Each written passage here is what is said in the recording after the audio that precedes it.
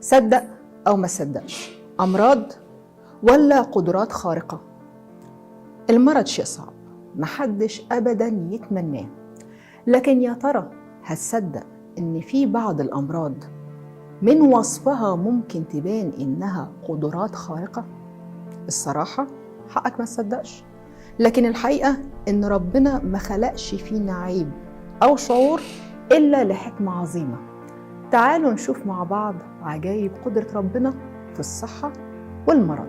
الأول معانا حالة اسمها فرط الاستذكار أو الذاكرة الذاتية بالغة القوة. دي حالة غير طبيعية بتخلي الشخص المصاب بيها قادر على تذكر تجارب حياته بدقة كبيرة، وبيقدر عدد المصابين بالحالة دي بعشرات الأشخاص في العالم كله، وبيكون عندهم القدرة على وصف أي يوم في حياتهم حتى في وقت الطفولة بدقة، وبيكونوا غير قادرين على نسيان أي جزء من التفاصيل.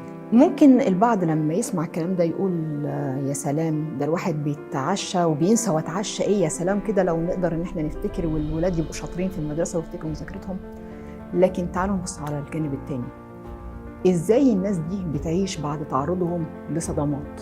كلنا بنتعرض لصدمات، كلنا تعرضنا لغدر ناس وخيانة ناس وفقدنا الثقة في ناس. ازاي دول هيعيشوا بعد الصدمات او هيعيشوا بعد فقدان شخص عزيز؟ فعلا النسيان نعمة، والله يكون في عونهم. الحالة اللي بعد كده داء أوباخ فيتا، اسمه كده، هو اضطراب وراثي نادر بتكون نتيجته غياب كامل للشعور بالخوف.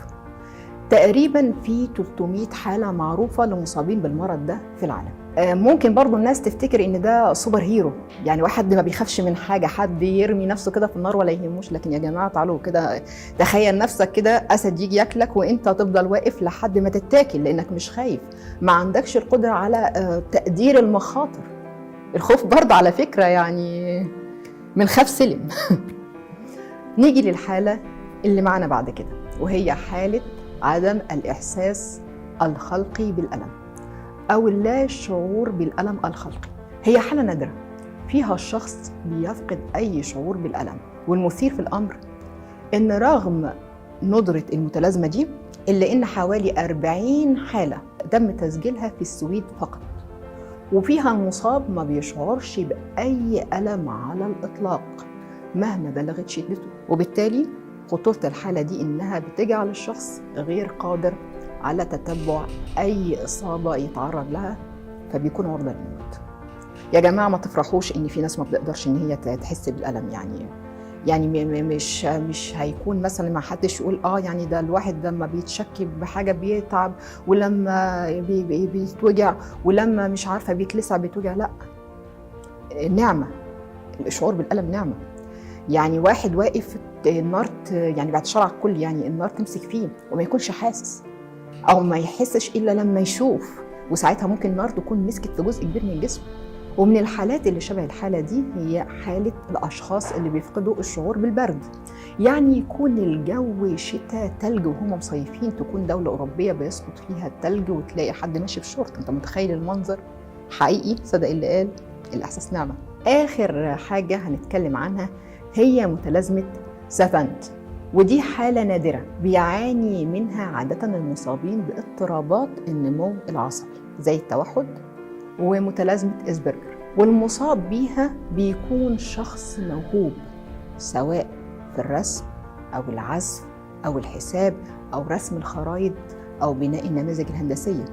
بس قبل ما تنبهر خلينا نركز إنها في الغالب عند المصابين باضطرابات النمو العصبي. يعني أنت لو إنسان عادي افرح إنك عادي، واعرف إن زي ما المثل بيقول ربنا بيقطع من ناحية ويوصل من التانية، وفي ناس بتكون نفسها تبقى عادية، وفي النهاية مفيش أجمل من رزق ربنا اللي قسمه لكل إنسان. ما تفتكروش يا جماعة إن ربنا خلق فينا حاجة يعني أو شعور هو نقمة، لا بالعكس، كل حاجة ربنا خلقها لينا كانت بقدر وعلشان خاطر ليها وظيفة تحمينا. الشعور بالألم قبل ما يكون شعور بالألم أو العقاب بيكون نجاة، الشعور بالخوف فيه نجاة، اي شعور بالبرد، الشعور بالالم، حتى حته ان احنا ما نكونش كلنا اذكياء وذكائنا عالي قوي وبنفتكر كل حاجه، دي في حد ذاتها نعم.